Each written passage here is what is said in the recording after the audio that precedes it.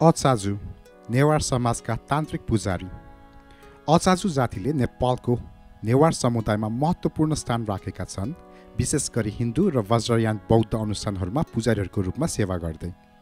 अचाजु नाम संस्कृत शब्द आचार्यबाट आएको हो, जसको अर्थ आध्यात्मिक मार्गदर्शक वा शिक्षक हुन्छ र यसमा नेवारी सम्मान जु जोडिएको छ।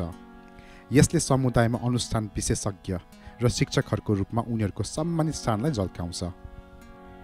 ऐतिहासिक रूपमा अचाजु पुरुषहरूले नेवार परिवारहरूमा विशेष गरी ब्राह्मणहरूको नेतृत्वमा पुजारीको रूपमा सेवा गरे। यद्यपि उनीहरू अनुष्ठानहरूको व्यवस्था र तयारीमा अपरिहार्य थिए। उनीहरूले वैदिक मन्त्रहरूको जप भने गर्दैनथे वा वैदिक अनुष्ठानहरू आफै सम्पन्न गर्दैनथे। यी कार्यहरू ब्राह्मण पुजारीहरूको लागि मात्र आरक्षित थिए। अनुष्ठानहरूलाई विधिवत र परम्परागत रूपमा सम्पन्न गर्न ब्राह्मण पुजारीहरूका लागि अचाजुहरू अपरिहार्य थिए।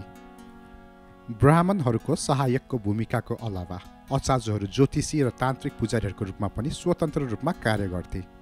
तिनीहरू विशेष गरी तान्त्रिक अभ्यासहरूमा विशेषज्ञताको लागि चिनिन्थे र अक्सर सार्वजनिक तान्त्रिक अनुष्ठान र समारोहहरू सञ्चालन गर्थे। तन्त्रमा उनीहरूको यस विशेष ज्ञानले यो धारणालाई जन्म दियो कि अचाजुहरूले मात्र यी अनुष्ठानहरू सम्पन्न गर्थे, जबकि ब्राह्मणहरू भने रूढिवादी वैदिक अभ्यासहरूमा केन्द्रित रहन्थे।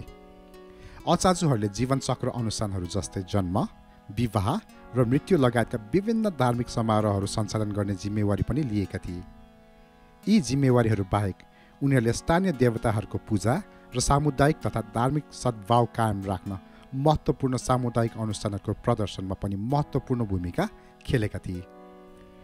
अचाजुहरूले नेवार कुलीन र शासक वर्गहरूको सल्लाहकारको रूपमा पनि कार्य गरे, धार्मिक मामलामा मार्गदर्शन प्रदान गरे, परम्परागत रीतिथिति अनुसार अनुष्ठानहरू सञ्चालन भएको सुनिश्चित गर्थे।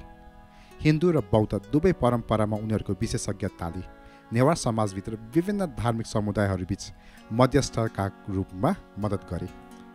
अचाजु जातिले नेवार धार्मिक परम्पराहरू, विशेष गरी तन्त्रसँग सम्बन्धित परम्पराहरूको संरक्षण र निरन्तरतामा महत्त्वपूर्ण भूमिका खेलेका छन्।